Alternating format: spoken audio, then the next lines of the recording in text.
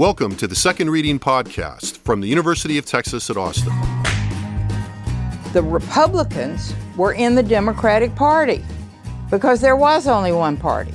So I tell people on a regular basis, there is still a land of opportunity in America. It's called Texas. The problem is, these departures from the Constitution, they have become the norm. At what point must a female senator raise her hand or her voice to be recognized over the male colleagues in the room? Welcome back to the Second Reading Podcast for Election Week 2020. It finally got here. I'm Jim Henson, Director of the Texas Politics Project at UT Austin. I'm joined this week by Josh Blank, Research Director of the Texas Politics Project. And Josh, have you caught up on sleep yet, you think?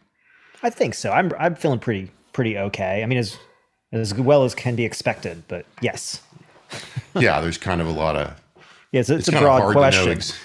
Exactly what the cause of how one might feel at the moment is. But so we, of course, want to talk about the 2020 election in Texas this week. As we record this on the afternoon of Thursday, November 5th, votes are still being counted in key swing states, and the final outcome of the election at the national level is, as of yet, undecided. So we're going to focus today on the match between expectations and outcomes in Texas, about which we know, we think anyway, a lot more. I want to flag, oddly enough, I guess, a couple of things we probably won't get into in great depth today, but that we will most certainly come back to probably next week and the week after, and that is, of course, the national dynamics.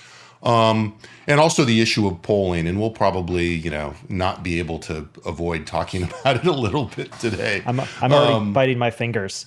Yeah, but obviously, as I wrote somebody back who wanted me to do a media hit this afternoon last night, it's like, sure, I'm happy to come on and talk about why polling sucks. So.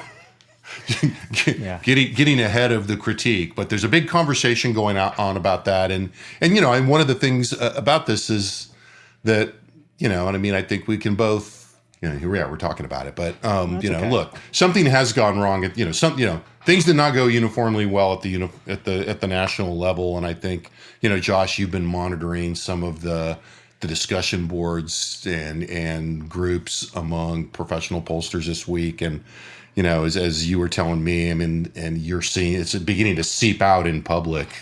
There's a consent. People are willing to recognize some things went wrong, but I think before we really start to decompose that and do a post-mortem, I think we need to have the votes get counted. Well, right. It's not. The post-mortem means after death, right? It's not dead yet. Well, the thing is still alive. We're still going through the process. It's flopping on the table. It's flopping on the table, but we're not there yet. And that's one thing. And then also, in a postmortem assumes some analysis, of the data. Yeah. Right? Whereas right now, I think, and pollsters are reacting, which is there's a lot of sort of ad hoc kind of commentary about how bad the polls were. Although, it's sort of hard not to feel like, that argument was already cocked and loaded. Before the election even happened. It seemed like, going into the election, everybody was saying, hey, look, every state counts its votes differently. Don't, when you start seeing results being reported, don't start thinking you know what's going on. Just be cautious unless you want to kick polling. Then you can begin immediately. Right. And so, and that's that in Texas is like everybody from the governor on down. I can't remember if we saw the governor's tweet saying that the polls were the big losers. Yeah, they were all wrong, and that's why you should never listen to them. I guess so. Not that he listens to polls or uses them either. But anyway, I digress. But ultimately, we're not here to defend them. We'll just say right now, we still need votes to be counted. But it does look like there was, some systematic error across most of the polls, and it doesn't seem like it's, limited to a certain kind of state. And by that I mean, states controlled by Democrats or Republicans, or states that allowed, expansive mail-in voting versus states that didn't. Ultimately, there seems to be a bit of a problem, and I think, there's going to be a lot of discussion as to what that was about, and we're probably going to have a fair amount of discussion about that too. But because we're professionals in this, and not just ready to kick polling, we just want to wait till we know a little bit more. I think that's fair. See what the actual data look like. Yeah, not to be all picky and shit. All right, so let's go back to Texas. So where do things stand in Texas? Well, we had as you know, we were discussing last week, before, while early voting was still going on. Early voting, very heavy. We had high turnout at the end of the day. Over 11 million Texans voted, 11.2. So, 11,223,990 at latest count. That's out of a registered voter pool of 16,955,519. 16 million. And that was a big number that people, talked about a lot as it was coming in. And as we said at the time, that doesn't guarantee that all those people are going to vote. And so one of the things, so if we do the math, that's a 66.2% level of turnout in the election. Now, very good. And highest since 1992, I think was the last peak in this neighborhood. But interestingly enough, and this is another thing I think we're going to have to wait and decompose a little bit, in the heady, mid period of the early voting, when people just seem to be voting in, these huge waves, people were making predictions that the turnout was going to be more than 12 million. There's no point like giving people a hard time about their predictions that are just trying to do their job. But, some out there were like 12.6, 12.7.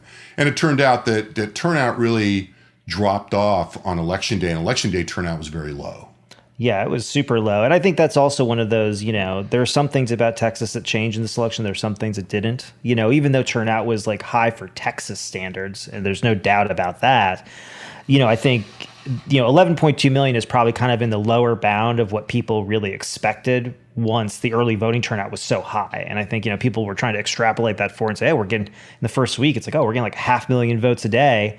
And really, but the thing is, you got to the end of the process, and I think, people who are analyzing the underlying registration data were saying, hey, there's still a lot of voters out there who normally vote in general elections who haven't voted yet, which is what kind of pushed those numbers up. And again, I think we need to wait for more analysis, but that would imply that, less of those people showed up than we thought would, which in and of itself is kind of, an interesting sort of side story to all this, is where did the other, sort of regular general election voters go potentially? Yeah, and this is one of those things where I think the hot takes are really coming in a little hot on this in some areas. 66.2 for Texas. It's low relative to other states, as we always are. I was looking at the Wisconsin numbers last night, and they're in like the high 70s, I think, mid to high 70s. But Wisconsin progressive, Wisconsin's kind of a turnout-driven place. But you look at the Texas trajectory, and it's pretty good. 2018 was 53.01. 2016, 59.39. 2014, those midterm, back the last really dismal midterm election, 33.7, and then 58.58 in 2012. So 2012, a little more than 8 million, a little over 8 million. Or actually just under 8 million, I think. Yeah. 2016, just under 9 million. So getting 2.2 more million voters more, let's just, I think it's okay to give Texans a hand over that. That's a different, it's also, that's a different electorate. Let's just, that's the other thing about this too, is that ultimately, that's a broader electorate. It's, it's in and of itself is going to pick up more in different Texans than the smaller electorates that we're used to. And, we'll know more about that again as time goes on. But yeah, adding 2 million voters over, to go from 8.4 million voters in 2018, to almost, let's say 11.4 million voters in 2016, when you get that far, it's just a round numbers, it's a 3 million vote increase. That's a lot of voters. That's a big population of people that just were not participating in the process. Yeah. And so that's, as a percent of what we would have projected and assumed in a sample, that's a big X factor. That is a big X factor. And yet, when we look at the outcome, kind of just, here's the way that I want to convey it. And I don't know if this again, we're in between, hot takes and lukewarm and what, I don't even know what direction to go in, and yet, in some ways, this election kind of felt like a maintenance of the status quo from 2018 in some ways, right? Ultimately, Donald Trump won, I'd say relatively comfortably, but I think in a predictable area, which is to say he didn't do as well as he did in 2016, probably once we get all the votes counted. He didn't do as poorly as Cruz performed in 2018 relative to Republicans. Much to his traditionally. satisfaction, no doubt. I'm sure. But, somewhere in the middle was always a pretty good expectation. I mean, you'd said this like a long time ago that, if Cruz, if Trump comes in somewhere between, his own number in 2016 and Cruz's number in 2018, that would make a lot of sense. And that's kind of where we seem to be ending up. And a fair step forward for Democrats. I think that's one of the, you're talking about expectations and realities. I think, setting aside all the grand designs that Democrats had for Texas this cycle, and I'm talking about, in particular, hopes of picking up congressional seats, which they did not, and hopes of picking up the Texas House, which they did not, and in fact, really remained, remarkably static, and that the Democrats picked up one seat that was held by Republicans, Republicans picked up one seat that was held by Democrats. But it's easy to kind of go and say, well, geez, next to what the Democrats were saying, this is a pretty huge disappointment. But you also have to remember that what the Democrats were saying was strategically motivated. By the Democrats, I'm talking about state party leaders. I'm talking about, basically those Democrats, really not even necessarily elected Democrats. I'm talking about the Beto O'Rourke's of the world, and again, especially Democratic Party officials who were saying, hey, this is the biggest battleground state in the country. And really, when they say that, what they're saying is send money here. Send money here to make this, and they're trying to convince people of the competitiveness. Now, I would say Texas is competitive, and that's a new story, right? But it's not that competitive yet. But it's still competitive. It's not competitive for in a national election with a lot of different, places to place bets, to place too many bets here. And I think ultimately, if you look at the margins here and you look at, in particular, the margin in the Senate race. So we should say, the specific numbers, Trump had 52.18% of the vote, Biden 46.39. So, the margin's just a little less than 6. John Cornyn outperformed Trump, 53.6%, at least in vote share, and 43.7% for MJ Hagar. A pretty disappointing performance, I think, frankly, for the Democrats in that race. And you've looked at those numbers a lot, but I think, I want you to unpack that. But, just to connect it with what we were just saying, it's not as if outside groups did not spend in that Cornyn-Hagar race on Hagar's behalf. Mm-hmm. She did get substantial outside support and still lost by, essentially 10 points. Yeah, I think there's two things. Going back just one beat before that, I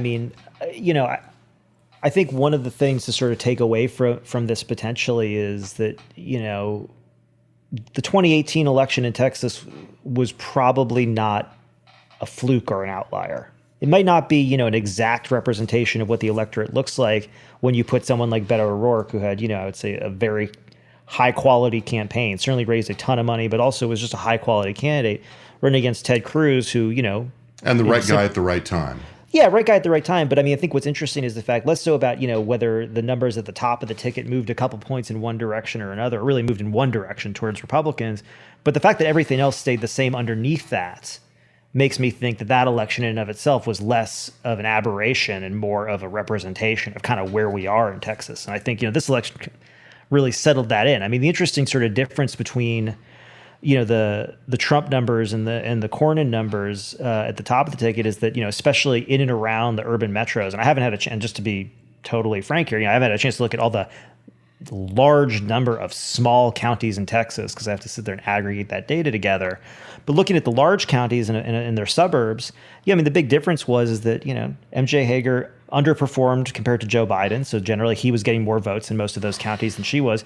But John Cornyn tended to get more votes than Donald Trump in most of those urban, suburban counties that, where there was a lot, and especially in those suburban counties where there was a lot of competition. And so, if you want to explain, some of that difference in their vote totals, that's part of the explanation.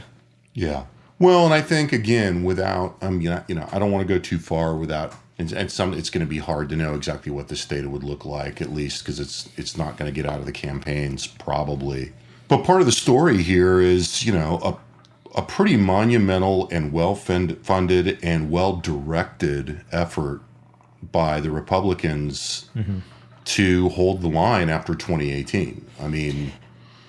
It's remarkable how many votes they found. I mean, if you start going to the county data and you start looking at the big counties that are sort of, supposed to be the Democratic strongholds, or even really not just the strongholds, but the footholds by which Democrats are going to pull themselves out, it's really remarkable how many votes Republicans found in Bexar County and Harris County and Dallas County. I mean, they really, and really, I mean, I think maybe one of the big stories also is really what happened around Fort Worth in particular. I mean, you separate those out. I mean, if you look at a lot of the seats that Democrats were looking to flip in the House, they were in the suburbs of Dallas, Fort Worth, and to the extent the Democrats made a lot of gains in, again, one of the major metro areas in Tarrant County and Fort Worth, Republicans clawed back a lot in this election cycle here. Yeah, I mean, they actually got the Republican vote share, looked pretty good, and it went down a little bit in Tarrant from 2018, but not very much.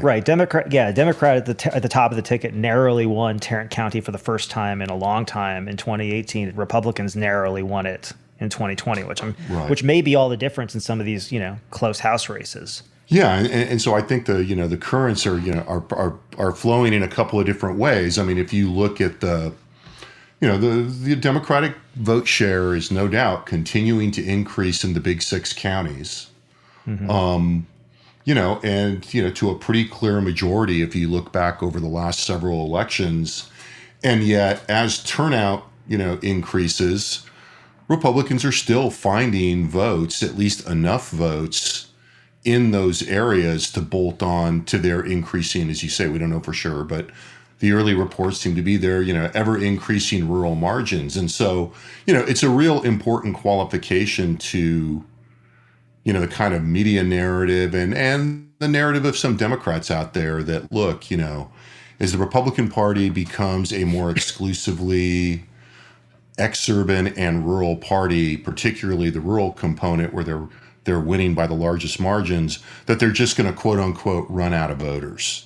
And I think it goes back to what where we started, that, the relative turnout levels in Texas are still low enough that all of the non-voters are not Democrats by a long shot. And I think that, Democrats are having to confront that, as every time they make a push, they turn around and the Republicans are kind of there with them. And in 2018, they were able to change those seats because of the suburban demographics that we've talked about so much in here. But I think this really underlined the fact that, being more competitive in those suburban seats, in the structurally advantaged position that they had in 2018 was not the same as having the Republicans on the ropes statewide. And that wasn't even evident in 2018 in most of the races other than the U.S. Senate race and the Attorney General race, where, the Attorney General was under indictment. Yeah, and I mean, I think, and also, I mean, suburbs is a pretty broad term. Yeah. Just to, it's imperfect, it's imprecise. If you've ever looked at, political or demographic geography for any reason, like me, you realize that, these definitions are it's a pretty mixed. loosey-goosey definition.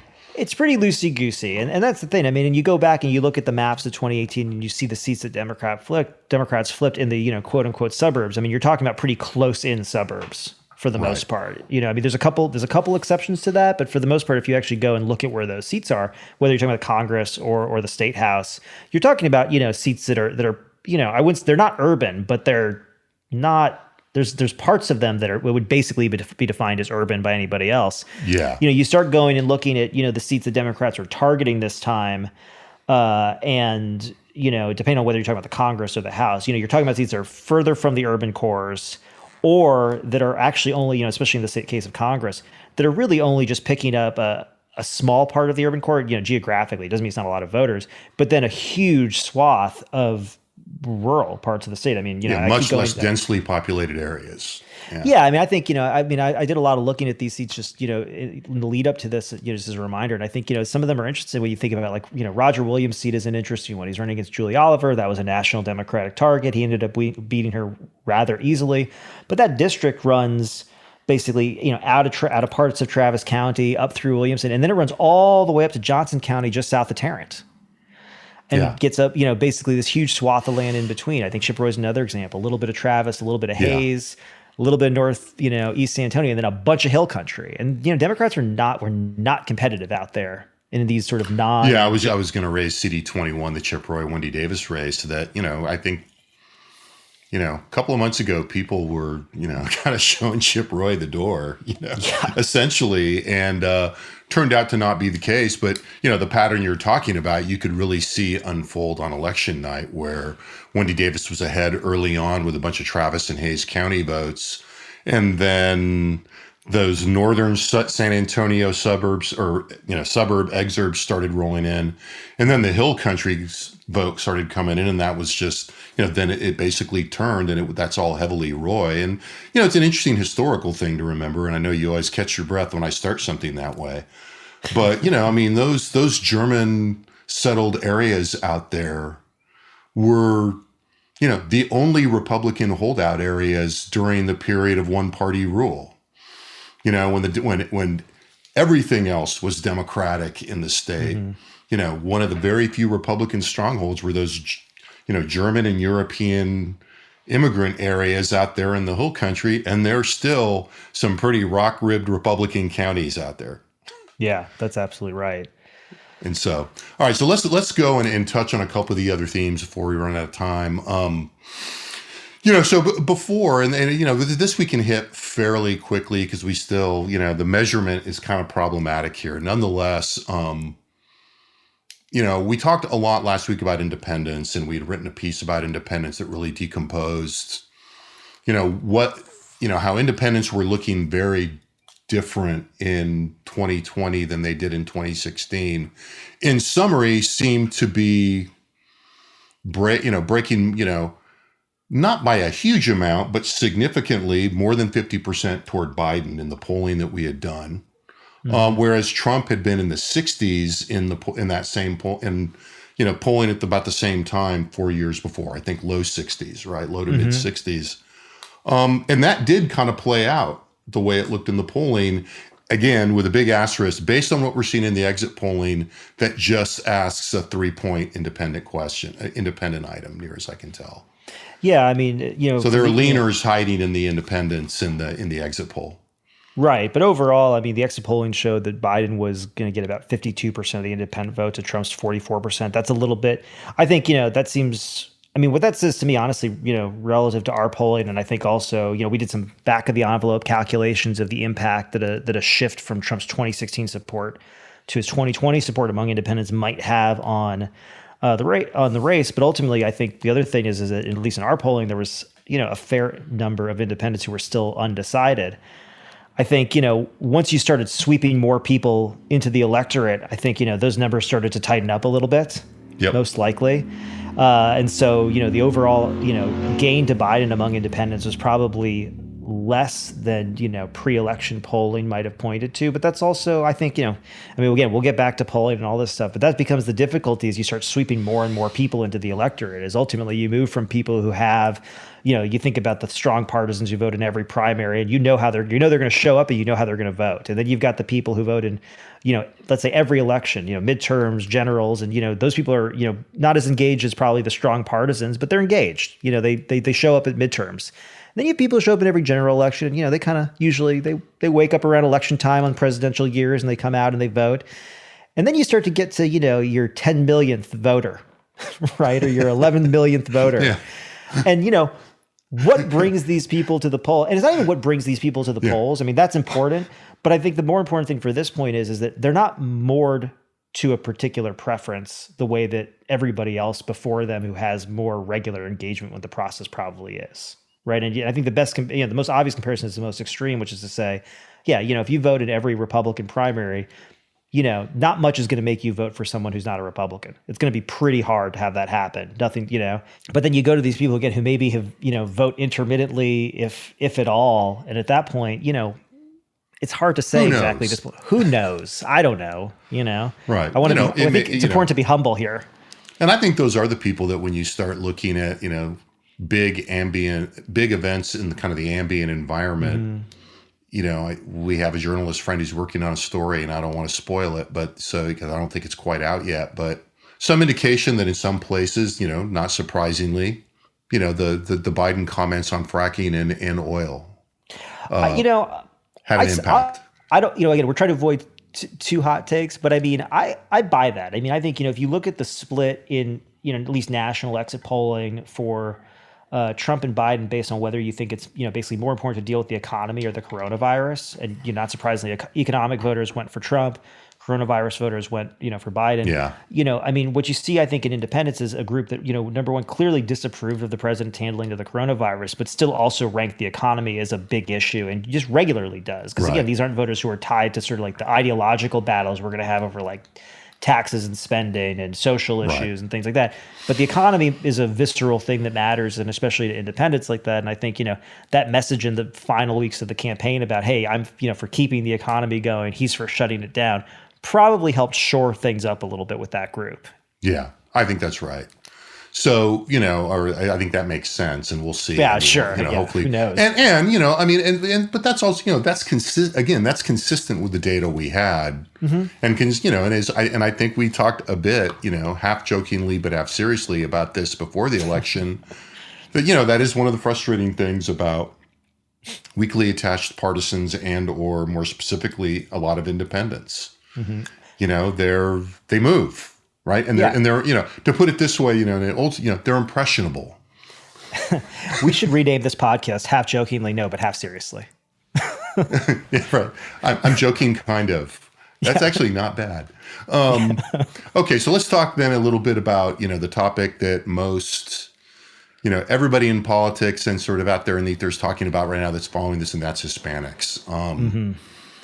Interesting results from Hispanics. And I think when we were talking about this last week, we were talking about the wide range of results in the available polling that showed, the big, the kind of common sense or, surface kind of question is, given Donald Trump's positions on race, ethnicity, the way that he talked from the very day of his announcement of his candidacy, when he zipped down the escalator about Hispanics and particularly about Mexicans and Mexican Americans, how could you see the upper end 40% of Hispanics voting for Trump?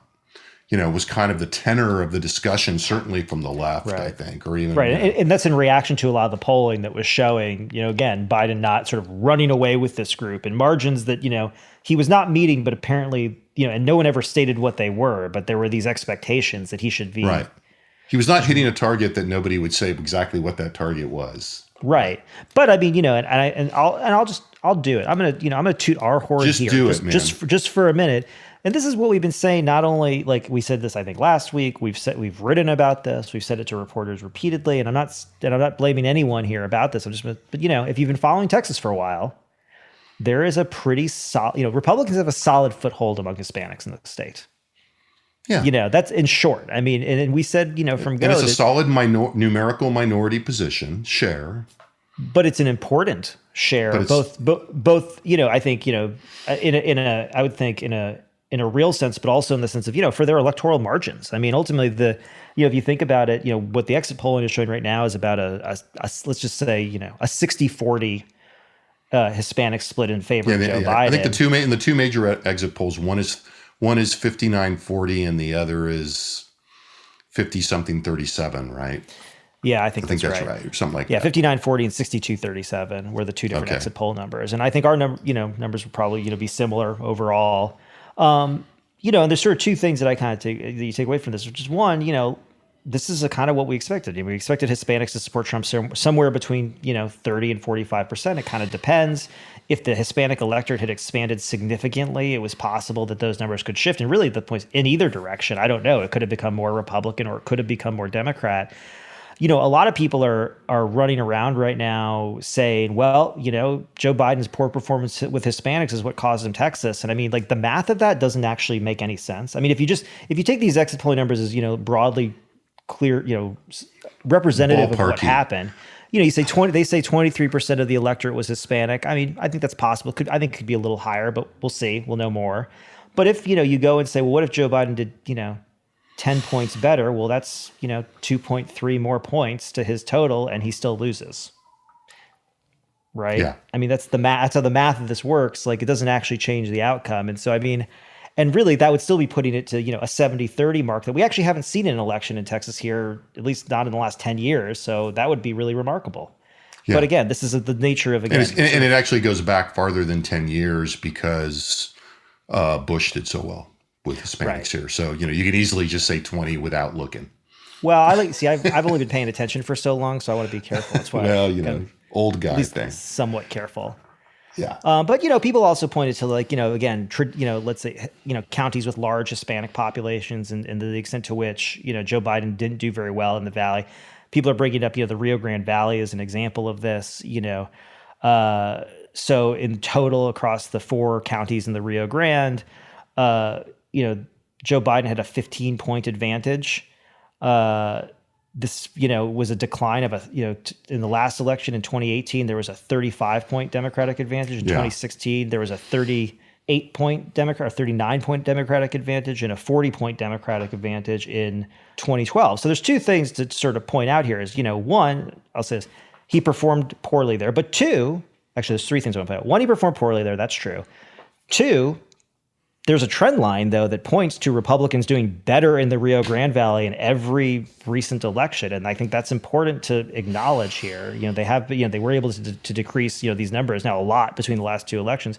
But the other thing here is, the Rio Grande Valley is like 3% of the state's voting population. Right.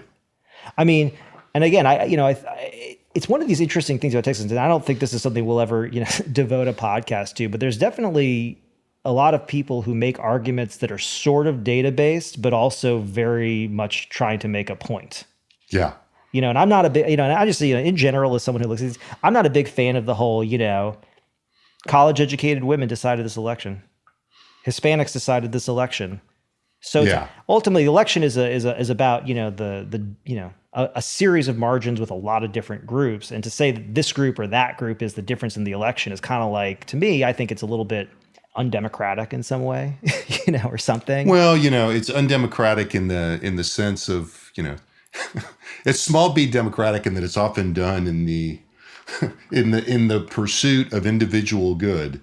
And who's good are you talking about? Self-interest, right? So Right. yeah, I mean, and and the politics of this in terms of the, I don't know what you'd call it, the politics of this within, the arena of political professionals and the sphere of political discourse, is really it's really striking to me just how much I feel like almost everybody I hear talk about this is doing something that is not right, so I mean, now I know you're laughing. That's not unusual for me, but I do think that,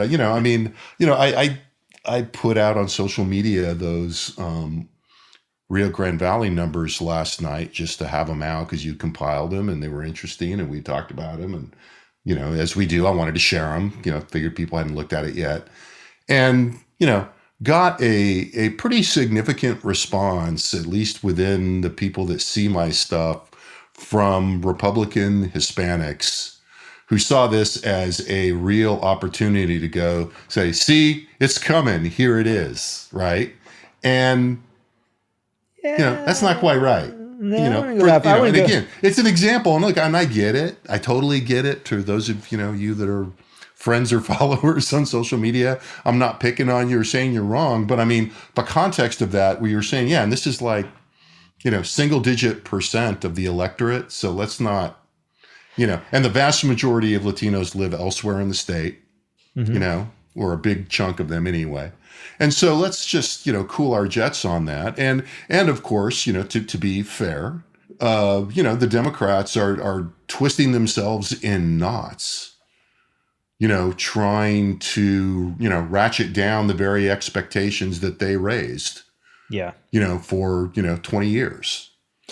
Yeah. And, all of a sudden, you hearing people that are professionally invested in Latino turnout and Latino Democratic turnout and Latinos being a Democratic interest group, urging us to look more carefully at this and to understand that it has always been this way. I mean, I saw one of the consultants in this area on national cable this morning, sounding just, remarkably different than what he usually says about the Latino vote. Let's just say that.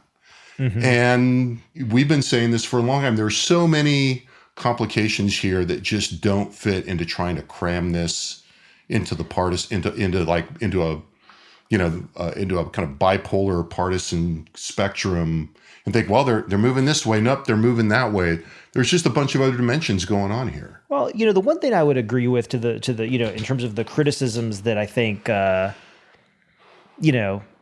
some are leveling against in particular the National Democratic Party for not focusing more on communicating with Hispanics, in Texas is this reality that I think the Democrats have kind of always held that Texas isn't a Republican state, it's a non-voting state, and part of the assumption underlying that is if the turnout increased, you'd bring more Hispanics into the process, and those Hispanics would be overwhelmingly Democratic, and it's clear that that's not obviously the case, at least based on this election cycle.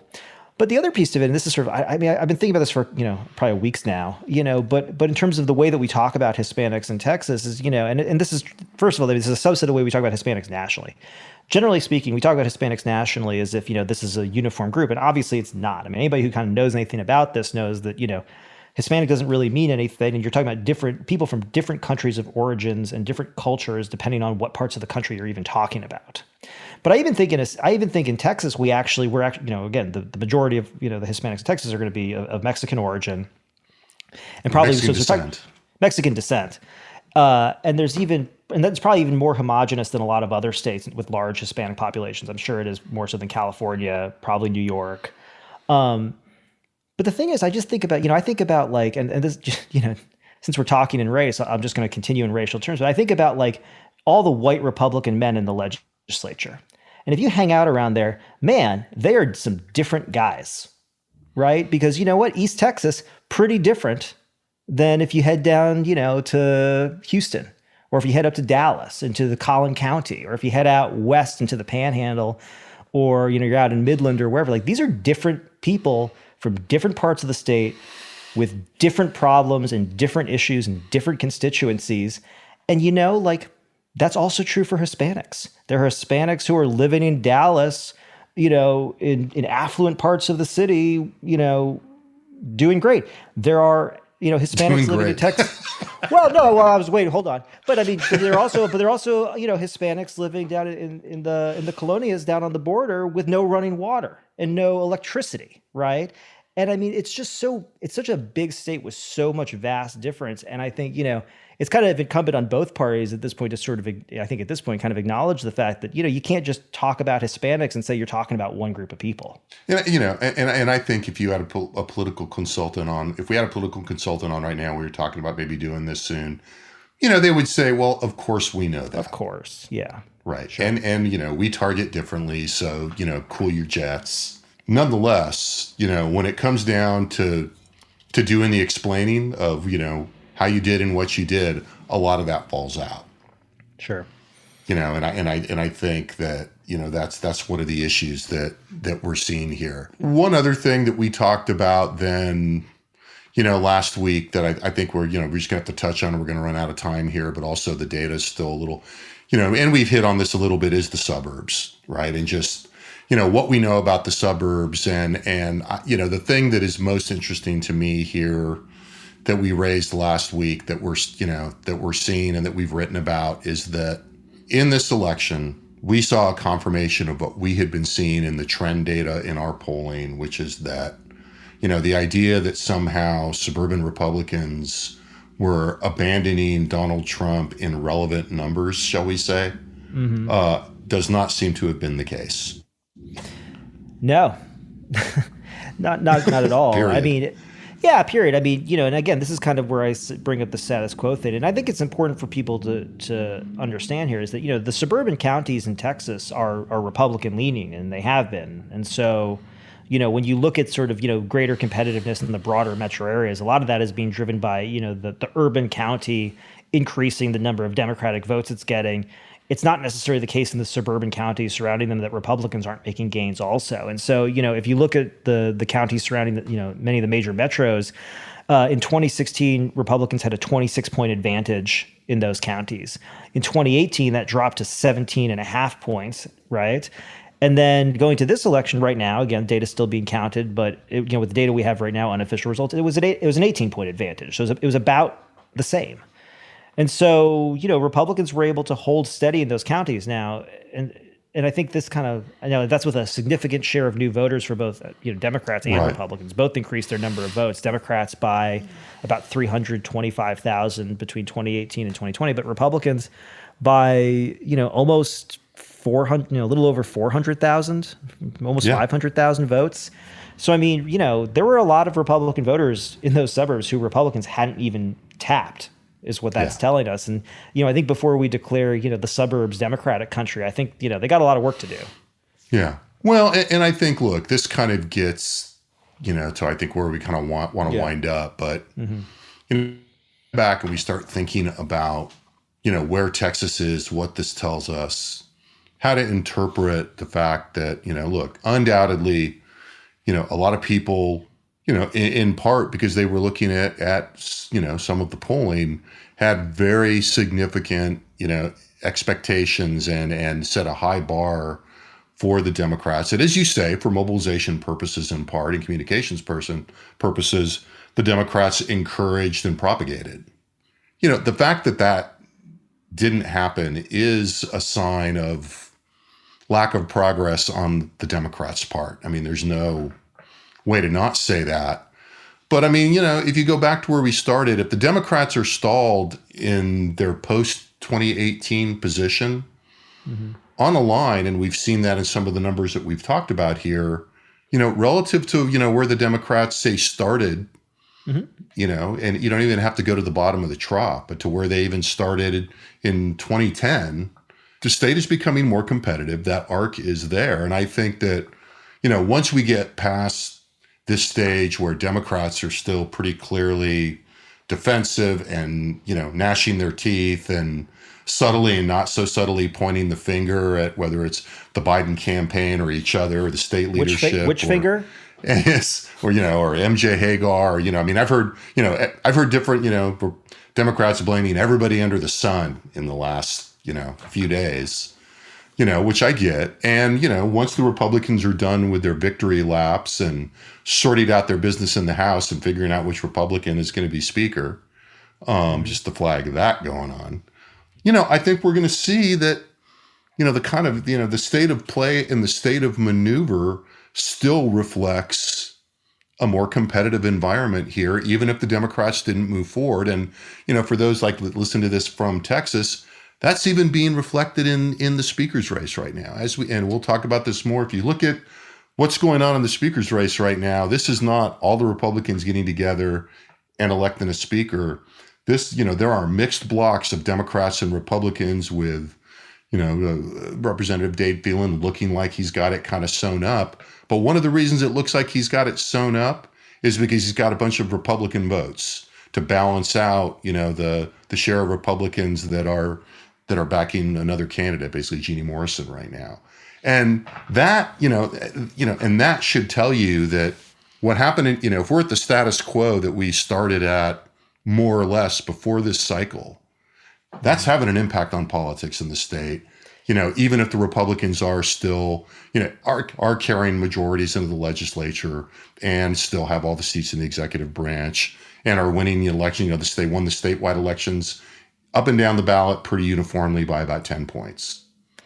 Yeah, and it'll be interesting to see going into this is getting to the next podcast or, probably one for later. So we'll end this in a second, but it will be interesting to see, what, right now is victory lap time or post-mortem time or whatever. But once we get out of that, it'll be interesting to see what the interpretation is because, the thing that I'm kind of saying, I'm not going to put words in your mouth, is that, to me, this election wasn't a step forward for Democrats, but it was probably, staying in the place they were in 2018, which is meaningful because, after the 2018 election, there was a pretty big shift in the way the legislature approached policy. and really, what their focus was going into that session, relative to kind of voter interest. If previous sessions really, there were hot button, social conservative issues that were sort of, at the forefront. If those took a back burner in 2019 as a reflection of the closer election, it'll be interesting to see how this election gets interpreted by legislative leaders. I think for, regular Texans, that's the biggest reflection of this greater competition that they're going to see if they see anything, in the immediate term, at least. Yeah. And again, I don't want to downplay what the stakes were here, because now, the Democrats are going to have very little voice in redistricting. Many of these Democrats, will be running in harder districts. Many of these Republicans will be running in easier districts next time, unless, they draw the short straw in the internal politics of the party. And so, not winning the House had real repercussions. But that was going to happen anyway, also. I mean, in terms of given the process. But I think we also have to keep in mind that was probably going to happen anyway. But also that means that as we look to 2022, and I don't want to presuppose the presidential election, but as we record, it's much more likely that Joe Biden is going to be president than that Donald Trump is going to be. That's going to set up a pretty difficult 2022 cycle for the Democrats because of both, the structural arrangement that the structural pattern that they benefited from in 2018. And the fact that they will be running in new maps. So, just to say, we're not, we don't want to overstate the, one doesn't want to overstate the Democratic failure here, but one doesn't want to understate the consequences of not having progressed a little more before the redistricting cycle and given national politics. So with that, thanks to Josh, thanks to our crew in the College of Liberal Arts, in the Liberal Arts Development Studio. I'm Jim Henson, and we'll be back next week, and hopefully we'll know who the president is for sure.